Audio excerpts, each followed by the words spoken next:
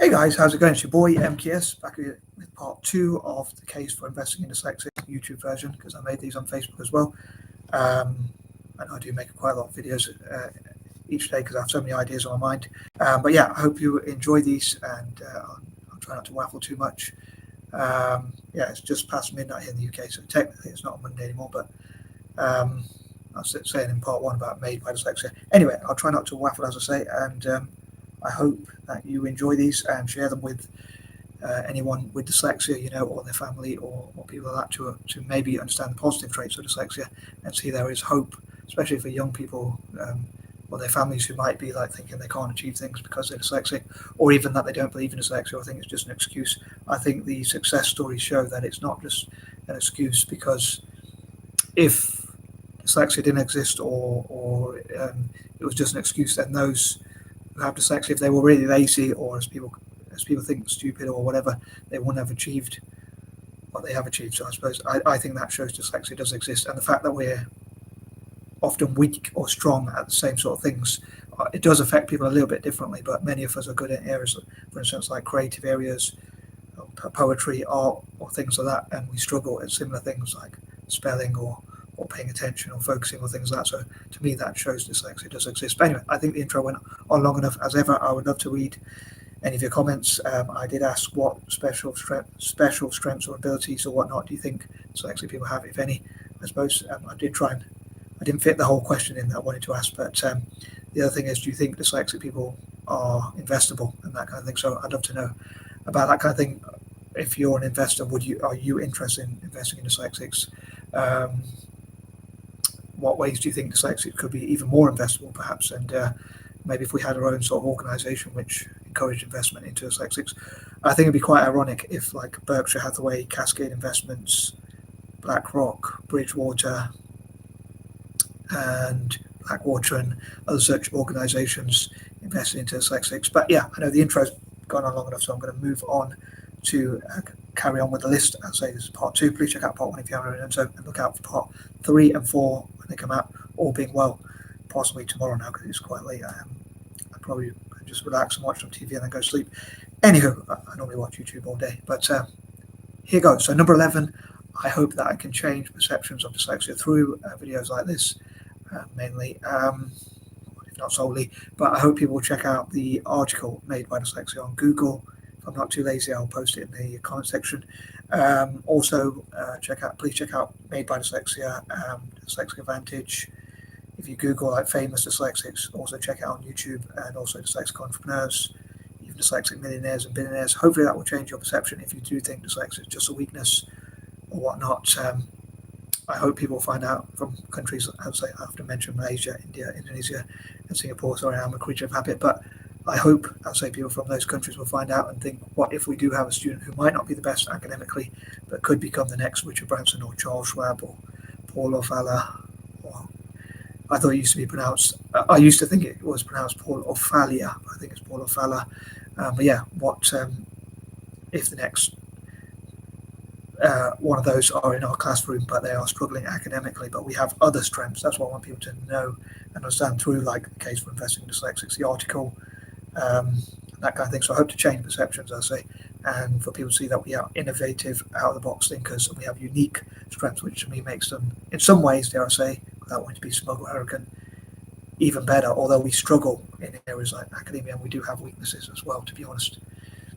And I know I can be pretty dopey myself, pretty dumb myself, but yeah, we have achieved things, and I hope people find out that many things have been made by and contributed by dyslexics. I'd love for people to find out what dyslexics have contributed to the world in different areas, what we've invented, and think of dyslexic people as innovative, out-of-the-box thinkers with a unique set of strengths. As I say, that makes it more valuable, because something that's worth a lot, which is unique, I think is even better. Unique strengths, I think, are even better. But again, if you think of any contrarian opinions, I'm happy to read those as well if you don't think dyslexics have unique strengths. But I suppose Made by Dyslexia, Dyslexic Advantage, and others are saying they do. So I suppose I'm working on that theme, and many people have said that with research. Number 12, on that note, I'd love us to motivate and mentor each other. I was going to say this in point number 11, but I thought that the point dragged on a bit too long, so I thought I'd move on to number 12, but I'll mention it at this point. But I remember it. What was I going to say? Lost my train of thought. we do have those sorts of weaknesses. So, but yeah, I say a lot of research. That was it. A lot of research. I'm going to remember that point. A lot of research has been done into dyslexia, which shows that I think in the UK, 20% of self-made millionaires are dyslexic. In the US, I think it's 35%.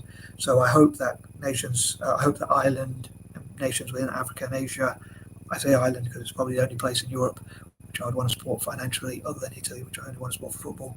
But the only country I'd want to support financially and support its overall economy in Europe would probably be Ireland, because of the fact it was colonised as an anti-imperialist. But I hope, as I say, dyslexics in those nations, and also politicians, teachers, and the wider society in those nations, including Ireland, will find out the positive traits of dyslexia and see that we can achieve a lot of great things. And perhaps overlooking dyslexics because you only look at academia might mean that you will overlook strengths that we have. Gosh, I do struggle to speak sometimes. But yeah, that is one weakness we have. Number 13. Recently, as I mentioned in previous videos, if I'm absolutely honest, and I do try and be honest in these videos if I can, as much as I can, I have been going through like an existential crisis. I don't know if it comes across, probably a bit more upbeat, but because of my problem with, like, I do have problems with paranoia, anxiety, and hoarding.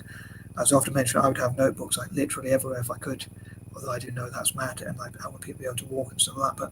But I mean, like, literally everywhere in the world. I mean, not just in my own room or even in my own house or whatever, but the rest of my family got annoyed with that sort of stuff, so they chucked. To be fair, they gave a lot of it away. At least someone hopefully will be able to use those notes, those writing things that I kept, like papers and stuff like that. So I'm trying to understand from their point of view, but it has made me quite depressed and things like that. And I did have a lot of plans. Like, I had some of the notebooks, like I didn't even get a chance to look through them, and I don't like people going through my notes without my notes. I put in speech marks for some reason, on my works, which again I put in speech marks for some reason, but I don't like them going through them without my permission or things like that. So that has made me quite depressed and traumatized. And part of me knows it's like kind of immature, and I'm trying to be like sort of reasonable. But yeah, I thought going through them without my permission was a bit harsh. And yeah, but I suppose other families would have done the same. But I'm remembering, like, I wonder whether I'm going to remember a lot of the ideas I have there. But I know I do have sort of patterns as well in the way I like to write newspapers in a certain way, and things like that. But I had like a notebook which I had specifically, and again, I do like to write specific ideas in specific notebooks, and I had a notebook which I wanted to write featuring my fellow dyslexics. So I'm not very good at art, like other dyslexics, but I wanted them to draw on like the plain papers, to draw pictures on those of their own. It could be off their own imagination, or it could be something to do with what's in the notebook or things like that. So there was like a notebook with dividers, a burgundy cover, I seem to remember having, and I really wanted to write on there and like have artists draw pictures on there, like dyslexic artists or neurodiverse artists, especially dyslexic ones, possibly autistic or ones with ADHD as well. And also like there were areas within that notebook where I wanted dyslexic scientists to draw stuff about science, or dyslexic mathematicians to draw stuff in there. Maybe could have done calculations and things like that. So I was quite kind of gutted about that, or I'm kind of gutted about losing a lot of that stuff. But I suppose it's better if it's given away. At least someone will use it rather than it being completely destroyed or whatnot. But yeah, when my work got ripped or put in the shredder or destroyed or whatever, and also it made me think like God's not on my side. Sometimes I do worry, or a lot of time I do worry if God's not on my side. So sorry if I'm going a bit off topic, and it's a bit, but it kind of is on topic because it's talking about the notes that I had for dyslexia and wanting to work with my fellow dyslexics, possibly even other neurodiverse people like mathematicians or scientists, artists and whatnot. So, and collaborate with them. Another thing I had was like a notebook where I wanted to give it to schools in Malaysia and India, Indonesia and Singapore to share with each other, which I wanted to talk about famous dyslexics and dyslexic strengths, as I'm doing now, and I wanted to give that as a gift to those schools, which I hope to support. Anywho, moving on, number 14. I suppose one solution is I'm talking about it in these videos, and maybe in the future I could get notebooks like that.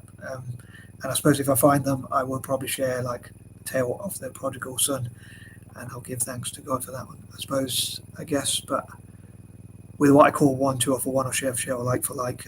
I want to specifically be able to attribute things that I get with. So if the mosques help me, I think it's going to be fair to share information or literature or scripture or whatever from the mosque or from the Quran or whatever they want me to share. And if the churches do, I hope to do the same with the Bible and so on and so forth. Anyway, I know I did go through that quite a lot, but on the subject of number 14, I normally think of like problem solving, and it is a strength that dyslexics have, like problem solving.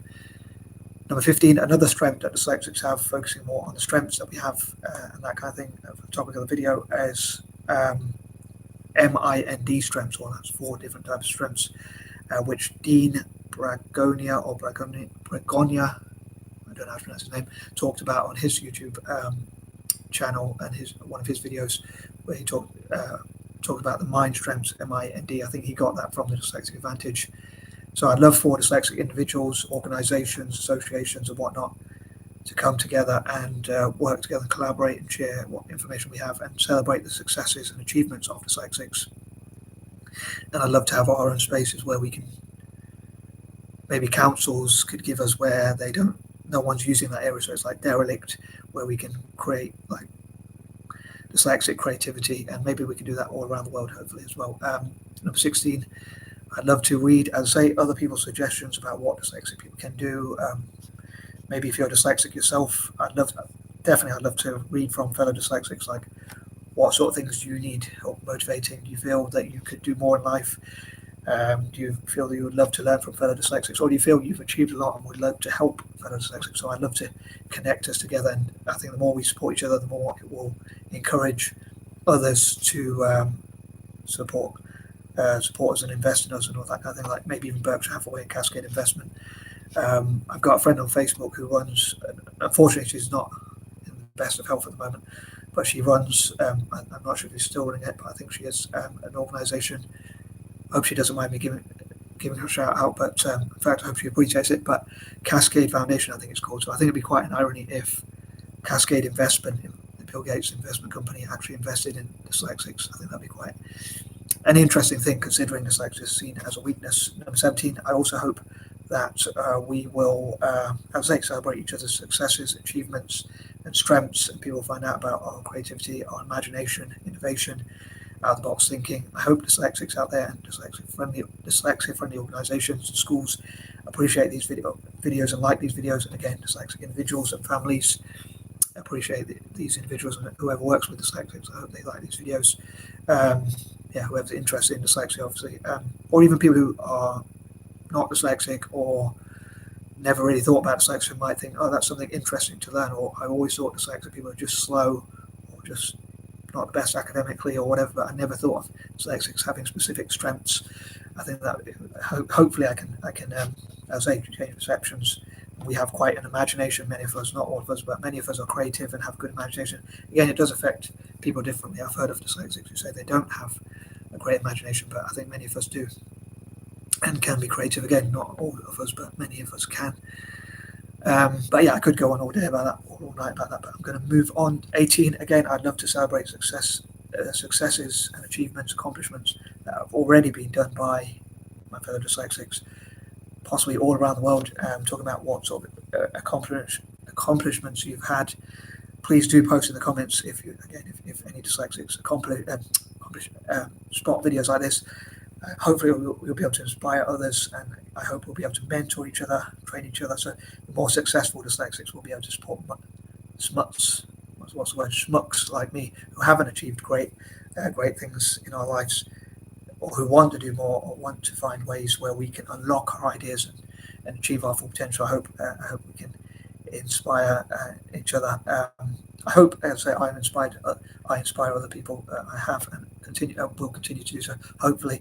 So again, it's good to read any comments like that, because or hear from comments like that, because then I'll know that what I'm doing is making a genuine difference, because I want to find ways to do stuff that has meaning, reason, and purpose behind it. So that will last for as long as possible and make a genuine, hopefully positive, obviously definitely positive is what I hope for, impact for people generally, especially dyslexics around the world, especially in developing countries.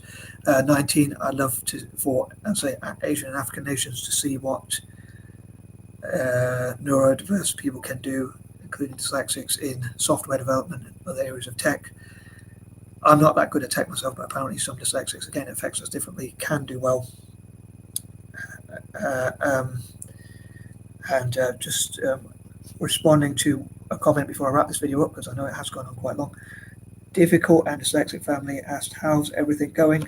So I'm getting better. I think making videos like this makes me feel better, but I do want to find a way to be more concise and get to the point quicker and cover everything in better detail and not stutter so much. But yeah, thanks for that question. And I'd love to know as well, difficult and dyslexic family, do these videos inspire you? So please let me know in the comments as well, either in the live chat or after I wrap this video up. But I want to wrap it up because I know it's been going on for quite long. I'll say number 20. Also, I'll say I'd love to see what dyslexic people can achieve in STEM, again, especially from across Africa, and what I'll say successful dyslexics, depending on how you define success, can contribute to others, and how we can get other people to invest in the strengths and talents of dyslexics, how we can celebrate dyslexic success stories, how we can help other dyslexics like schmucks like myself, whatever the word is, to achieve our potential, I'll say. And I think that covers everything. I don't fear I've forgotten something, but I know I do waffle on. So if I've forgotten anything, I'll post it in the comments, and I'm going to wrap this up. I'm out. Peace and love.